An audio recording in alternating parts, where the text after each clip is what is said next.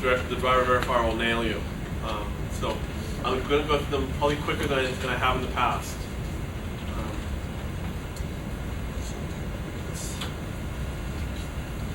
Just in the drivers, the people that I've worked with writing drivers over the years, outside Microsoft, there's been some common themes, and again, they've gotten better, but a lot of confusion over request completion is a big one, status pending and request completion.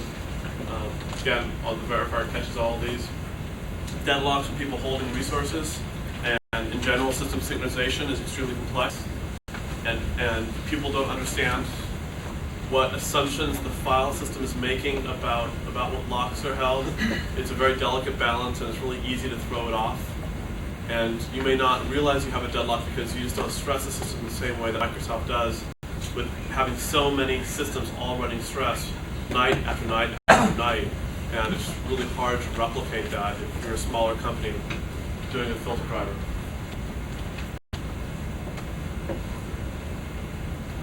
Hello? Nothing? Do I have to learn it?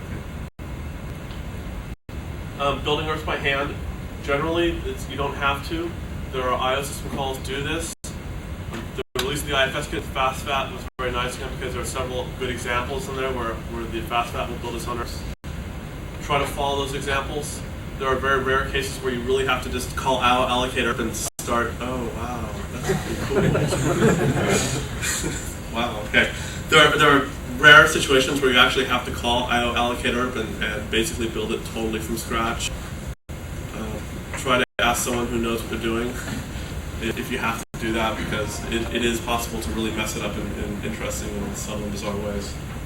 If possible, use the built-in routines. And I have slides into each of these issues in depth. EX worker threads, I used to say don't for, and that was before Windows 2000, where they added code that it has dynamic deadlock detection, where if it feels that the EX worker queues aren't making sufficient progress, it will create more of them. It's still possible to deadlock yourself in a single EX worker queue. You can get a situation of deadlock there, in which you can create all the EX worker threads you want, and it's not going to help the deadlock. There are very specific set of rules for using these threads. If you follow the rules, you're fine. Makes it less likely you'll hit a deadlock in Win2K and beyond because of the dynamic deadlock detection. But still, following the rules is better. Memory is a lot cheaper now, and you can create your very own thread and do whatever you want with it. So maybe using your own worker threads is also probably the best way. Again, unless you're very careful in what you're doing. So, detaching device. This one's don't see this very often at all anymore, but because it's been drilled in that you really can't. Unfortunately, you cannot detach devices. There's future driver models coming up in Blackcomb that will hopefully solve the situation. But as of today, once you attach to devices, you can only detach if that device you attach to is actually going away. In the case of a floppy and somebody swapping out a floppy, for instance, the volume device object for the old floppy will get deleted by FastFat when it mounts to the new volume. That's a case where you'll have a device object that you mounted on top of the volume device object for the floppy. You will get a FastIO call to delete, and you can do that then. That's the only case. You can't just willy-nilly detach. It's not safe. File object deadlocks pop up every now and again. It's just because the IO system, if you're doing a synchronous open, there's an event in there, it grabs that thing and it serializes activity on a synchronously open file object. That's just part of the specification for synchronous opens. But those can nail you if you're doing things like if you're calling ZW calls. Page code at DPC level, this should be really straightforward. Obviously, you can't take a fall at DPC level, so if you're calling page code, you're going to die sooner or later. Might not this time, but sooner or later. FastIO dispatch tables really are optional. You don't have to have them all built in. Just because a file system doesn't mean that every filter is going to, or every file system is going to. So you just need to follow the sfilter example and actually explicitly test for these entries being non-null. And one that we saw here about 2 years ago, a year and a half ago, and I've seen now elsewhere, and actually it's almost embarrassing, my own mistake on this. This is issues with non-cache error trace. There's a flag that has to be propagated in 2 different locations, and they must agree, and affects you if you're rolling your own error or modifying creators, which a lot of antivirus filters do. So we'll get to all those. And then just a few various topics, which again I'm trying through quickly so we don't run in either the break or the next talk. So e-resource semantics. E-resources are actually really nice and fast. Mutexes are probably the most efficient form of if all you need is mutual exclusion, but resources are really nice because they're linked through the system, and the bang locks command can find deadlocks really easily. So e-resources are really nice for that reason, especially for debugging. Stream file objects are, people confuse those with NTFS streams, especially since NTFS streams use stream file objects, but they're really, the word stream there is used for two different purposes. So I'm going to touch on those. They're very useful. They're very useful little critters that you can use for lots of interesting things. People filtering rename experience some strangeness there, and people trying to do renames, it's even worse. So I'll touch on that. And again, what's really nice now is with the fast sources, since you have them, you can actually see how this stuff is implemented in a file system, and that just makes it so much easier. People identifying files via FS context, that's really limited. That's only the unique one-to-one correspondence between a file and something that you can get to as a filter. And in the case of NTFS, it's stream. Each stream has its own unique FS context, so you can have several of them per file, but since they're independent data streams, it's kind of the same concept. A small change to RC1, RC2, now this becomes a small change to NT412K, which you would have already probably been bitten by. And it's basically, they changed it to be what should have been the correct behavior. There was a crash that brought this out. And some issues with status success and people checking that explicitly. Okay. Use check builds, they're done for a reason. They have a huge amount more checking.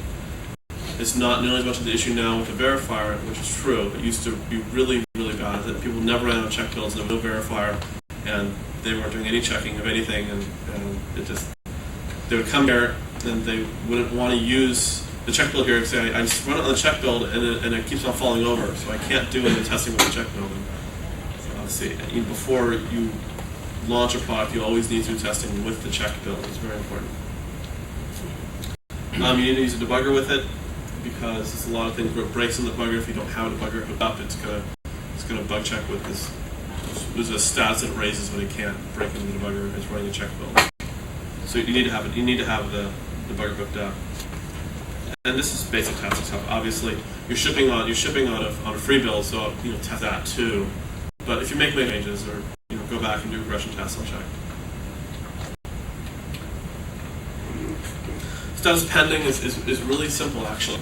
The idea is that a driver returns status pending if and only if it's marked the error pending. So if it hasn't marked the error pending, it doesn't return status pending. If it has, it does. This is pretty simple. It's in a macro, but there's no way to unmark a pending. You can reserialize in the way that FAT does. FAT wait sync, where you simply wait for the completion routine to fire. You do not propagate the pending bit from the lower driver. So now that the pending bit is clear in your driver stack location, and now you're free to do whatever you want with the ERP. You can either complete it, or you can choose to start marker pending and then return status pending. But that way you can reserialize a previous ERP. There's two very important exceptions. Notify change directory and op locks. For those two routines, status pending has a very special meaning. In the case of notify change directory, it means that you've registered your notify change directory successfully, and when there actually is a change that matches your filter notify change directory, the ERP is completed. In op locks, it means that your op lock has been granted, and you now have level 1 or level 2, either exclusive or shared access to whatever file it is across the network, or locally, if you're doing op locks locally. And when that op lock breaks, the request completes. So if you say, status pending, I'm going to wait for it to finish. That ERP's you're going to sit there and wait until the op lock breaks. Right? So those are cases where status pending has special meaning, and you can't reserialize them. Request completion is, assume your completion routine always runs at a random context at DPC level. And it's true that today you'll never see or create completion at DPC level, but as one of the previous speakers said, one of the next revs of the verifier is going to randomly call completion routines at DPC level. So then you're going to get nailed. So you just basically, you have to assume that these things can always happen at DPC level. And by doing this, it leaves a whole lot of a freedom to NT as well in the future to be able to do really cool things, so that you can do performance things in the future, so it can assume that it can always complete routines at DPC level. And again, you can reserialize as a fat weight sync, which is a very useful technique. If you need to basically do post-processing, for instance, you can wait until it's done and do post-processing. Yeah, you don't want to hold a resource across a file system call. What this means is, don't go and acquire something exclusive and then call like ZW create file. Right? It will deadlock, and what's worse is it may not deadlock right away. In that case, you may get some reentrancy issues where it's going to deadlock like right away. But if it's a read or something, it may be a little more subtle, and there could be times where it's deadlocked under stress that you won't detect. What you need to do is you need to have end resource to protect like your bitmaps, and then where you acquire a resource, you set bits, or you clear bits, something, and you free that resource. And then you do some sort of state machine or something, or just some other form of synchronization in your driver, so that you don't have to serialize access to a file system path. Because when you're doing that, you're adding this extra layer of serialization and synchronization that the file system didn't take into account, and it's designed to basically work to avoid deadlocks, only knowing the synchronization that it knows about. And you introduce new synchronization on top of that, and it's not going to work anymore. And I've never had a case yet where someone could not get around this. You know, they could not rearrange their calls and drop their resource a little bit sooner before they had to call. They might have had to do some other things, but eventually they could get around so they could drop the resource before propagating that call down.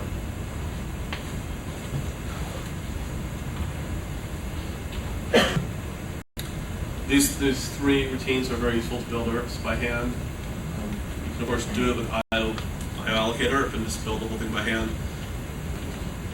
You know, there are these IRP flags that have to be set correctly, and if anything changes with that, the routines will just automatically change as well, and everything will be fine. But if there's a new flag that has to get set, and you're still running your old driver and you're not setting it, then things break in the service pack. And generally, you never have to build your own IRPs. You can use these routines. There's a few handful of cases dealing with asynchronous ones where it's been linked through your thread, which are kind of complex. I've had to actually build IRPs by hand. But these three routines generally do it.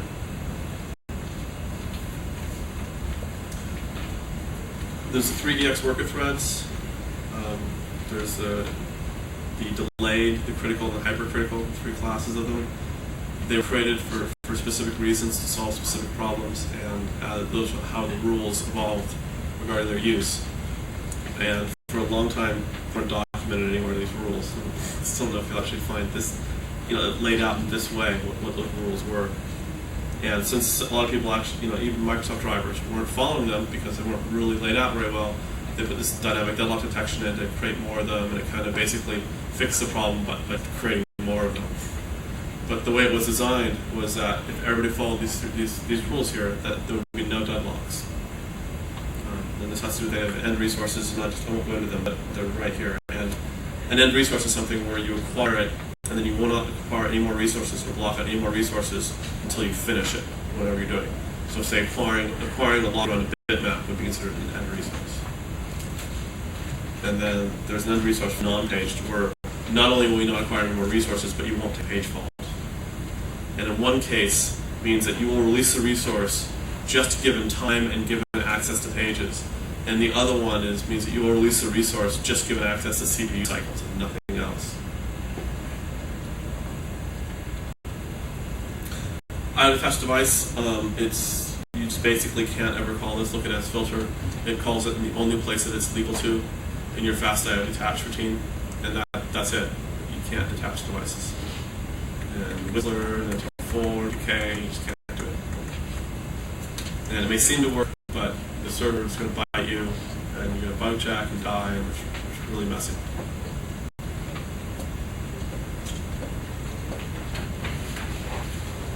File object locks are, again, as I touched on in the introduction, it's a lock in the file object the IO system requires whenever it goes through the IO system. And if you have reentrancy issues, this can mess up. A way around it is building your own IRP, because then you don't go through the I/O system, and you just roll an order, like if you want to get like the file size or something. Actually, the file size is a really nice FSR to get file size, and I have it here. FSR to get file size does not acquire the file object lock, so if you decide what file, you can call that. Unfortunately, some of these other routines do require the file object lock, so you have to consider possible reentrancy and deadlock issues there.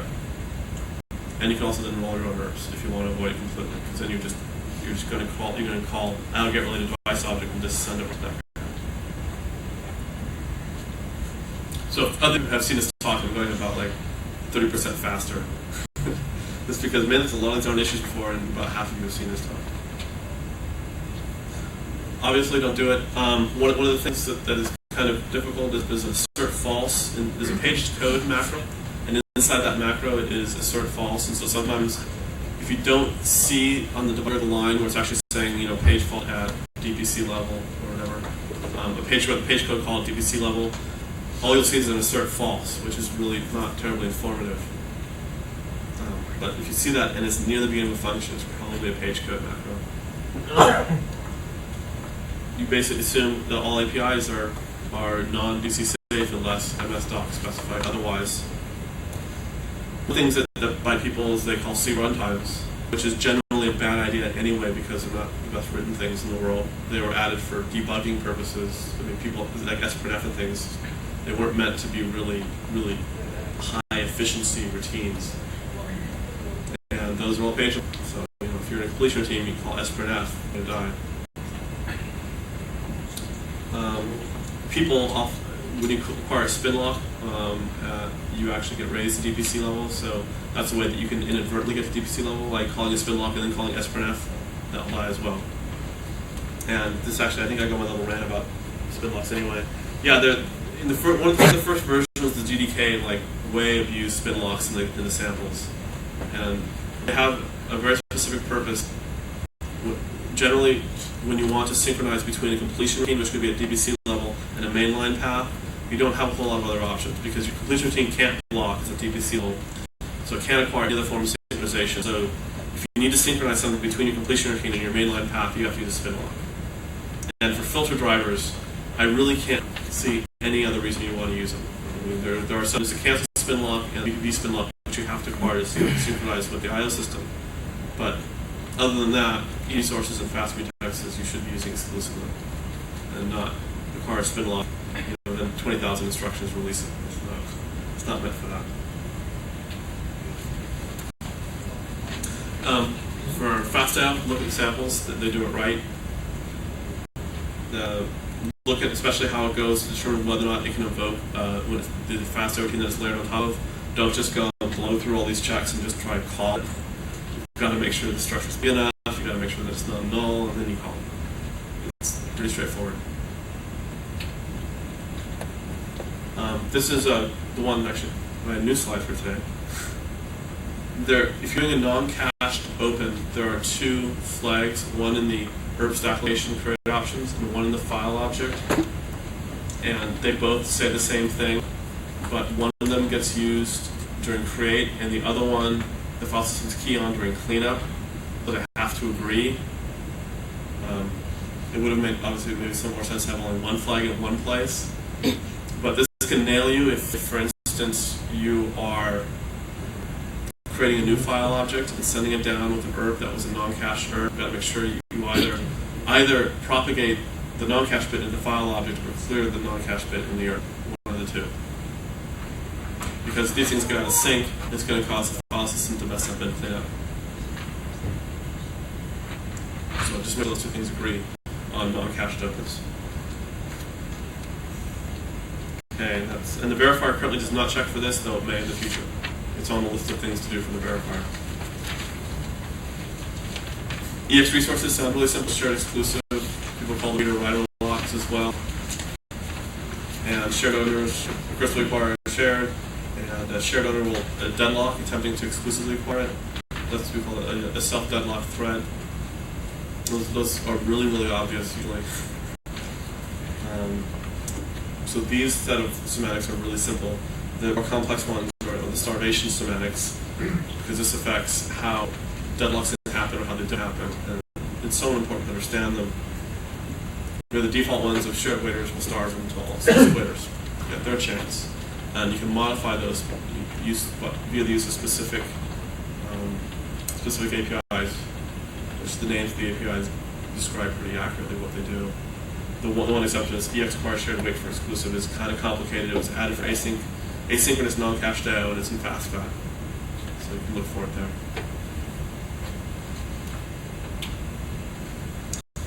People often want to get file names. It's a very, very common thing. And of all the things people should be doing, this is one of the more common ones. The file name in the file object is only valid on the way down in create. This is really important, that you can't go and look at it later on during a read or a write, expect it to still be valid. You can't even really expect it to be valid technically on the way back up in create. And there's actually a type of open called a open target directory user rename, in which case the name gets munged during the create, and then you can't even depend on it on the way back up and create. If you need to know later, take a snapshot of it on the way down, allocate some pool, copy it into it, and now you have the name in your own piece of pool. But you can't depend on it, and by God, don't keep a pointer to the buffer. It's really bad.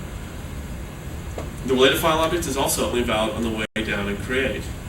So the related file object can go away anytime. There is only one. You have this idea of a single open being related to another one, so you don't run down this. It's not a linked list.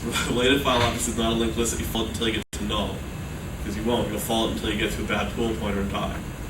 So you just dereference it once, and that is the file object that your open is relative to. So that's another mistake people make. If you need to find the name sometime thereafter, you can either call obquery name string, or if you have some context anyway and you're just saving around, you could, if you take a snapshot of the name during create, you have that as well to work with. Or you can call obquery name string. Or since that has issues with the file object, other people have rolled their own herbs, and then you just create an herb major file, or file information and file name information, and there you go. Oh, and here we go, obquery name string. It's the standard way that you get file names. It's the standard way the system does it. It basically calls the name method for the object, which eventually translates into calling it herb major query file information, the class of file name information. That's the structures, and this is kind of some points on using it. One of the questions I get asked a lot is, well, does it return if I opened it? Does it return the name that I opened it with? Does it return the name that's on the disk? Does it return the name, all uppercase, all lowercase? So, it's a redirector. Will I get the machine name or the share name? And there's all these really ambiguous questions. And the one answer to that, well, it depends. And the problem is that this is really up to the file system, because it depends on how the file system answers this herb major query information. And FastFat always returns the full name in the case on the disk. NTFS, it changes. And it appears to be, as of 2K, the case that got opened it, I believe. But this stuff can change. And redirectors vary from redirector to redirector in terms of when they get the full UNC path of the driver. And that's unfortunate that there's that variance. So just try it out and see what you get. And again, this will require the file object lock, so you have to be a little bit careful here. The one thing it does it if it's from a system, it will not acquire the file object lock. So one of the things you can do is, if you don't actually need this name for anything right now, you can just post it to an EX worker thread or to one of your own threads, so open it, create it in the system process, and then you won't block. So that's a nice way to solve the blocking problem. And there are parts of NT that actually do this for just this reason.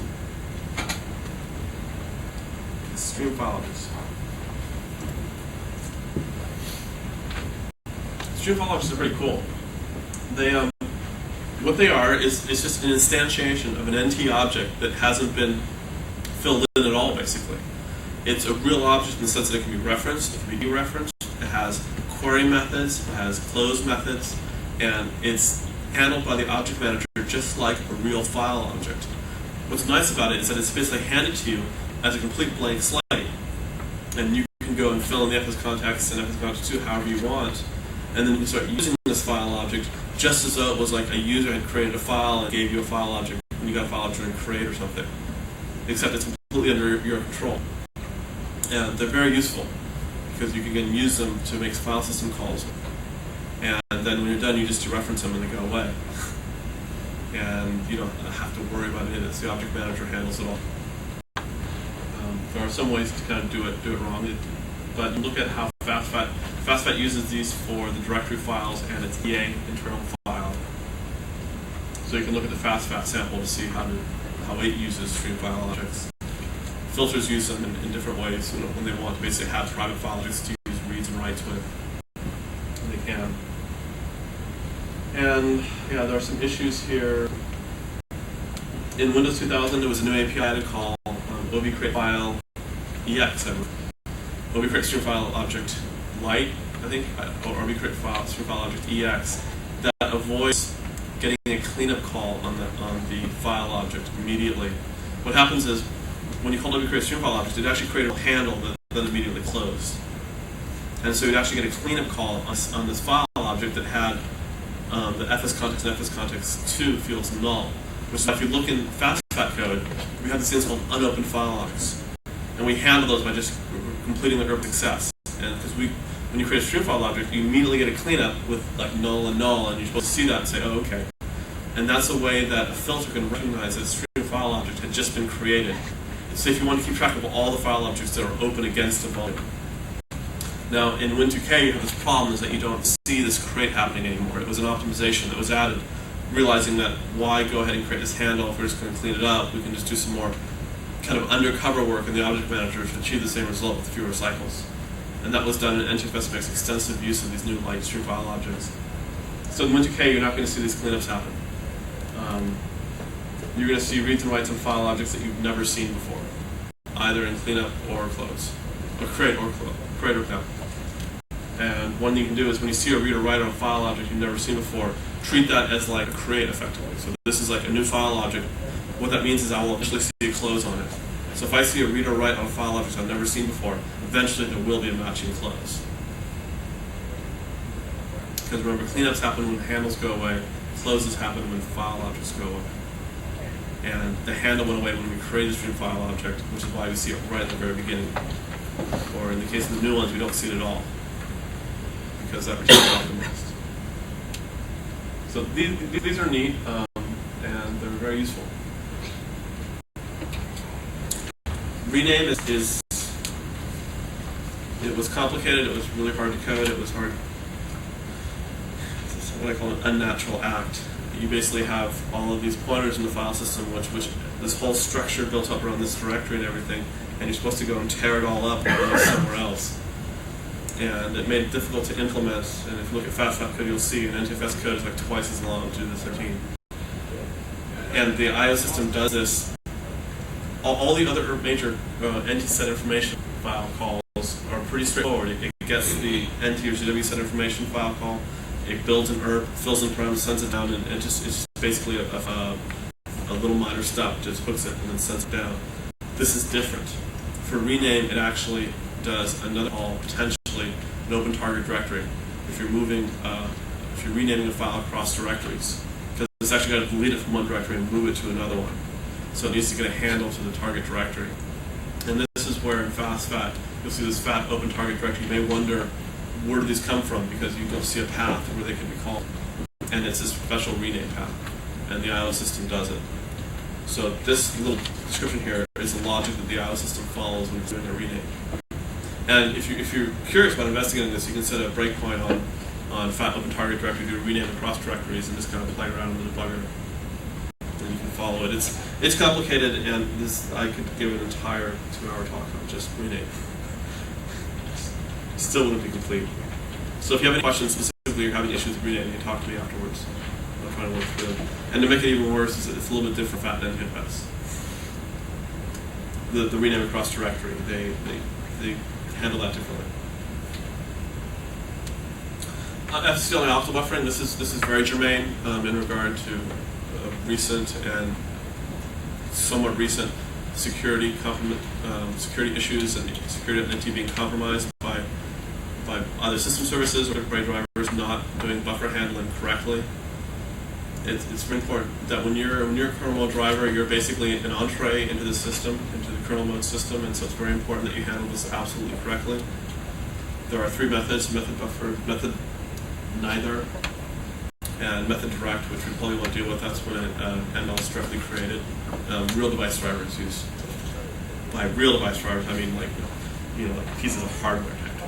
They use direct because they deal with MDLs.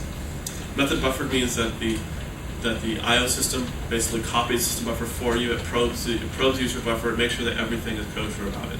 Make sure the length is right and everything is fine. That means that you have less to do, but it also means it's an extra copy. So if you're doing large amounts of data, the extra copy is expensive. So you basically want to be able to go and directly reach into the user's memory and do whatever it is you have to do to it. What you can do for that is by using method neither. Now that means you have to lock the buffer. You got to probe it, and you've got to lock it if you're going to post it. Because when you post it, you're posting to a system thread. You're no longer in that process's address space, and the address is no longer valid. So by locking it down, it will actually generate a system address for it and lock the pages down. And then you can then work on it later on in a different thread. Another thing that I've seen people do, and I really tell them don't do it, is don't embed user mode pointers in your buffers, because you're just going to get burned. Because if you have to lock this thing and post it down, and lock it and post it, those pointers aren't valid anymore. It's just generally a bad thing to do. With if you have embedded pointers in your method neither buffer, that means now all of those pointers you've got to go and validate and check, and then you've got to figure out how long it's supposed to be and check that, and it just becomes very, very complicated, and it makes it easy to make a mistake. The sort of buffers that I really like are basically self-referential ones, kind of like network packets, where you have small headers to tell you how long that thing is, and the next whatever it is, and it makes it really easy to walk through them, and very carefully checking that you're always within the length specified as the length of the input buffer, and that you probed and locked that, you probed that rather, and that you can walk down this network protocol similar buffer, and you'll never have a problem of running off into a stray user pointer. And as was pointed out yesterday with 164, obviously this makes it even. This is another really good reason not to embed user mode pointers, because now they're going to be like 16-bit, or they're going to be 64 bits. Again, another good reason not to embed pointers into user mode in your method and neither buffers. Do everything self-relative, and you'll be happy. Oh, boy, here we go. What? Yeah, the void is pointer buffers. In terms of return values, there's a standard entity that's followed both by the I/O system and all the drivers, and actually very uniform. They're all following the standard, so please use the standard. Return buffer too small. If you have a buffer that has a variable length part at the end, or it's all a fixed buffer, and there's no string at the end that can have a given variable length to return value. If it's not big enough, buffer too small. If it is, if the buffer is not big enough, return status buffer overflow, and give some indication in the fixed part of the buffer how much space is needed. So for instance, if it's a name that you're returning, one of the fixed entries should be how long the name is. So the client who is calling you can then go and allocate a big enough buffer and send it down. If you look at NNT, all of our buffers for things like file name and such, we have this. There's always something which tells you how long the thing is, so that you can then call back again with the correctly sized buffer. Control codes. This is documented in DK. It's somewhat straightforward. You simply pick device types and function codes that are available to you. There is no clearinghouse for these things, so try to pick one that no one else used, which is, there's 32,000 of them, so just try to pick a random number. Obviously, 32, 768, and 2048 are bad choices for random between these two values, so pick one in the middle, and hopefully there won't be any interaction. Interactions would be even in most cases, since people don't intercept other people's apples, they would be difficult, but they could happen. So the best way to guard yourself is just try to pick a random word for your device type.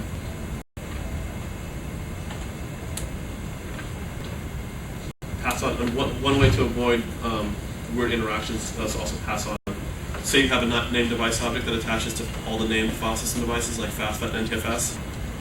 If if you see unrecognized ioctals, don't assume that, oh, that's weird that my app sent me that, because it could be another layered driver beneath you that will recognize it. So you just want to pass down ones you don't recognize. If the file system gets it and it doesn't recognize it, it'll just fail it. So you're not incumbent on you to fail ones you don't recognize. Pass them down. File objects are unique file objects, represent file handles or stream file objects. They don't have a one-to-one relationship with files. IFS context does, so don't have file objects. There are some cases where you maybe want to keep track of handles and then the file objects would be okay. But that's a common mistake people make, is thinking file objects are one-to-one with files. It's not true. IFS context is the way to do it, and it's the only way. There's no other way for you to uniquely identify a recurrence of a file that you've seen before than IFS context, because again, you can have stream file objects created. NTFS does this all the time. The user opens a file, NTFS will create a stream file that's actually going to use for reads and writes with it, and you're going to see a read and write that you've never on a file object you've never seen before, but the IFS context will be the same. Yeah, IFS context 2 is generally per handles.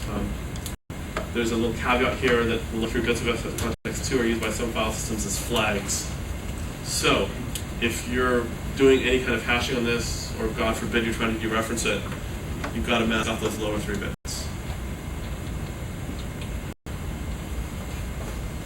Get related device object is a very important API in the system. It basically answers the question, who gets here first? And this is basically a description of the logic that it follows. There was a change between RC1 and RC2, which is now, actually update the slides to what Fusion. This was speaking in K terms, so it's between NT4 and 2K. This is the gist of it. There's a thing called direct device open, and I should probably put that in the slide in and of itself. When you specify to open like back C colon, and you don't specify generic read or generic write, and you may know this already, instead of opening the file system's volume device object, it skips the file system and goes right down to the driver, and it opens the driver stack's device object. This is useful if you want to query, like, what's the size of a floppy? Is it 5 1/4 or 3.5 inch? And you'd want to do that regardless of whether there's actually a floppy in the drive. If you actually specify read access, it would go down to the file system who would say, ooh, there's no media in the device, and throw a pop-up. And that's not what you want. You just want to know, you want to handle so you can talk directly to the device. It's called direct device open. And if you don't specify read or write access, there's actually a set of like 4 or 5 desired access. That's all that's allowed for direct device open. And it's a pretty small subset. It's file read attributes and then a few ACL ones, basically. That will happen if apps try to set ACLs on device objects for device drivers.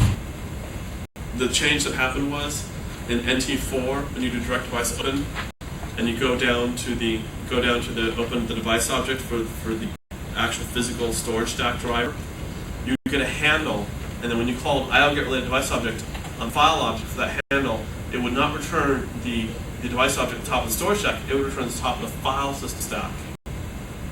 Okay. The problem is that that's not the device object that's referenced. So we opened up the top of the storage stack. Well, guess what can happen? The volume device object can go away at the top of the file system stack. We've now been handed it, a pointer to it, from our get related device object, and we call it, and it's in the process of unloading or something, and boom, we fall over. And that actually happened during NT5, during Win2K testing. So the API was fixed to look at whether or not it was opened raw, and whether it was open direct device open, and instead it now goes to the top of the storage stack. It may or may not affect you. My guesses are you probably already discovered if it has, because this would have affected you in the Win2K final release. But this slide gives you the actual algorithm that IO get related device object uses, which is useful.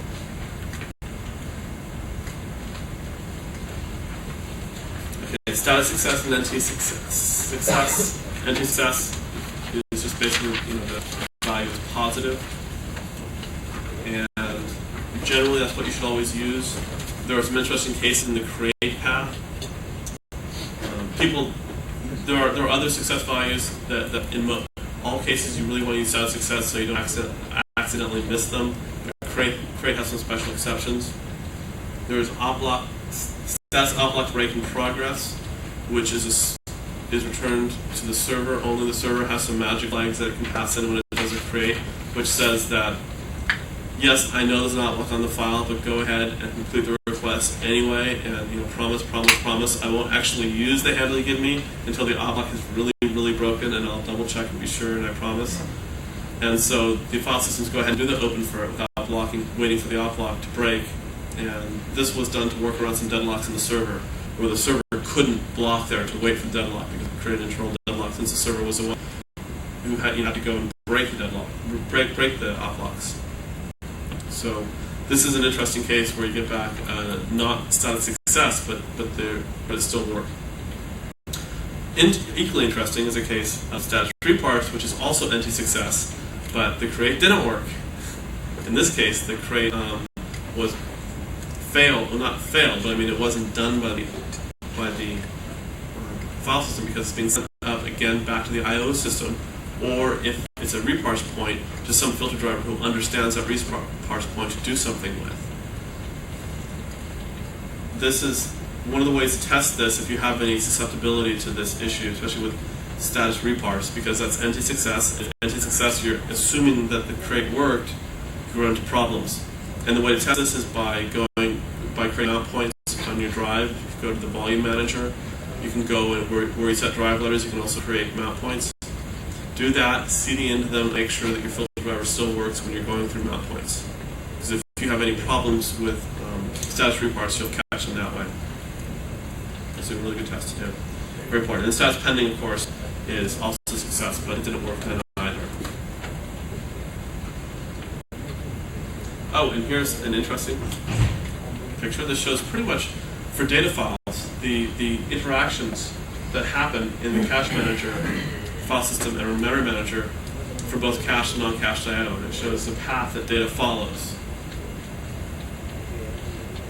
And this is actually from a talk I gave at File System Development Conference back in '94. And one of the interesting things is nothing really has changed in this model. I mean, this is still the same model of how NT implements its demand page virtual caching, which is the cache above the file system. And basically all still the same. Nothing's really changed.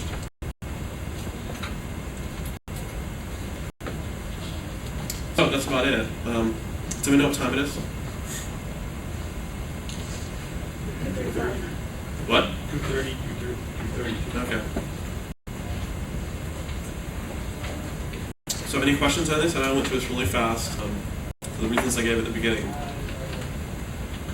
On the IO get related to the device object, are you specifying that depending on the flags of file This upload direct device one? yeah, but you don't actually supply, if my memory serves me correct, you don't actually supply that in the IO get related device object. This is a flag that's set in the file object flags field.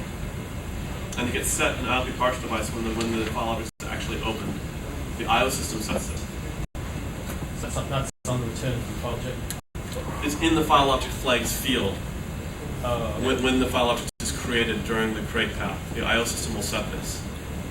So Okay, it stays set.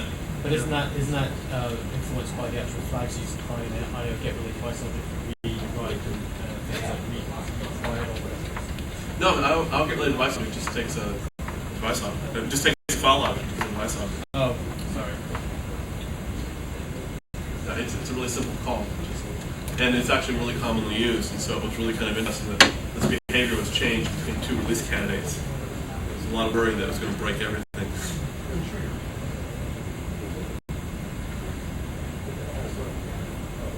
So any other questions? On status reparse, is there ever a case where a filter will not be handling status reparse and the IO manager will handle it? Yeah, I mean mount points. That's handling the IO system. There's not actually a filter driver to handle those. It goes all the way back up into the IO system and then handles them there. It was symbolic links were going to be in the NOD, but they were going to be in the release, and they would have been handled there as well.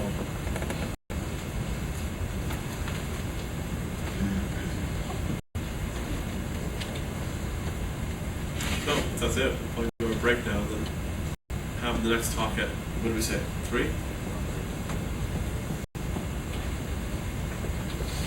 That was nice.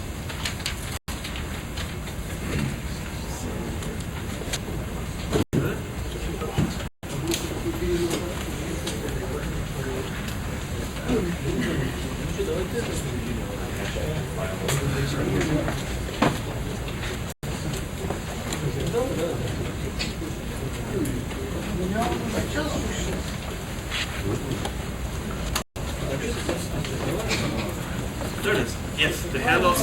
If you didn't get a handout, I believe they're over by the they're over by the camera.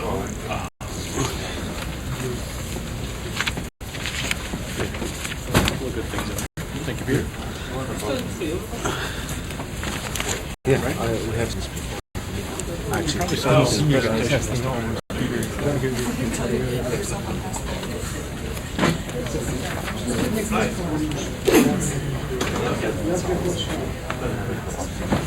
Okay.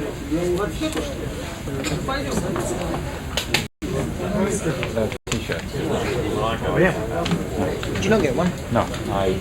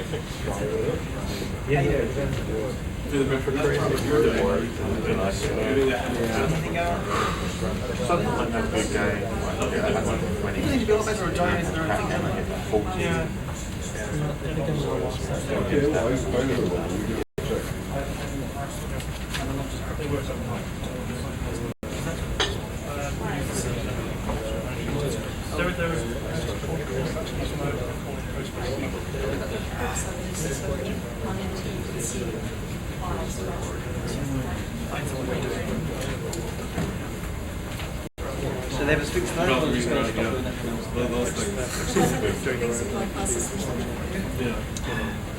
I was talking to you. How should I print out? Done them. Over here. Let's go and see if they're done. Okay, I'll get my I mean, is it laptop. working and everything?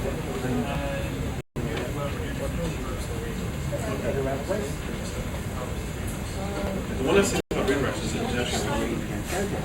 you can't do it full network. You can actually stop. So somewhere they don't. Oh, you're not a redirector. You're false to the filter, so you're not a redirector. Okay, so you're not actually. So. There it is.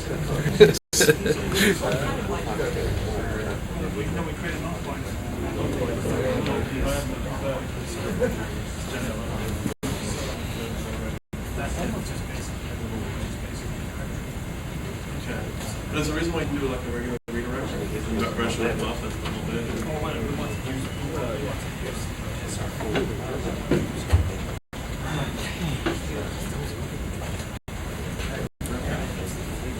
So you want to have a real drive letter?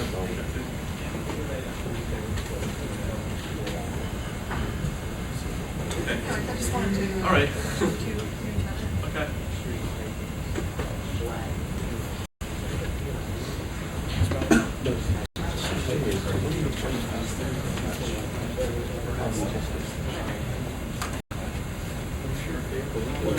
That's a full level. Somebody attached to your software. I'm attaching to The redirector device. Yes. The redirector is unloading from the unit that happened.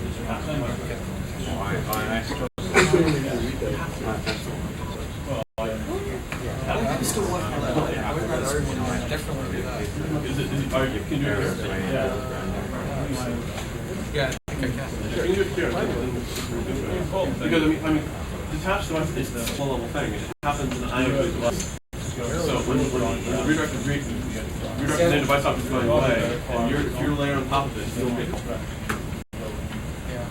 But the thing is, I'm doing that stop the workstation out of the other. blend and redirector named device. I mean, you might want to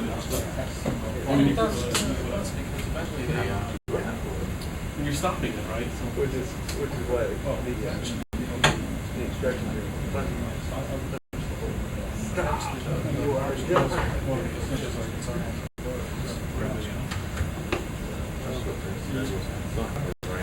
Try and set it up. Film fighting. what? Film fighting. Yeah, that was my best performance. Oh, you love it. Topic, yeah, I think the topic may have served its useful life.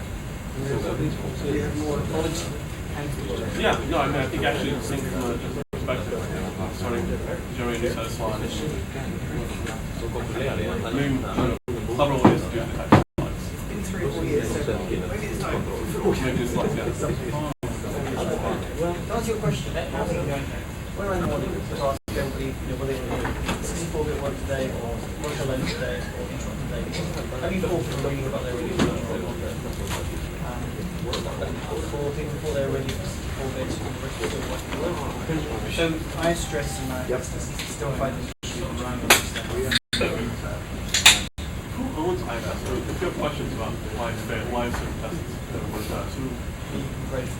not Molly. I've been constantly endlessly saying, "Oh, Molly owns IFS." Me and I just like try to remember what each of the bits are for. Okay.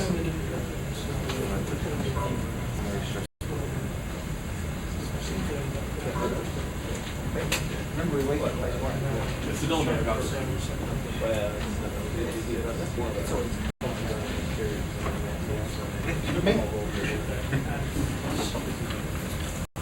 Yeah, well, the next example will be a March explaining what we're doing. What is the rule the IFS judges? I remember which was a little call. Because they were still telling them it was failing, and then they went to like pass through it didn't work. And then did it again and pass through it failed. So it's not red and then it works. Well, we do a fair bit. I mean, some of them are still going to but that's it. And then there's an oblong one that is reporting failure, but it's actually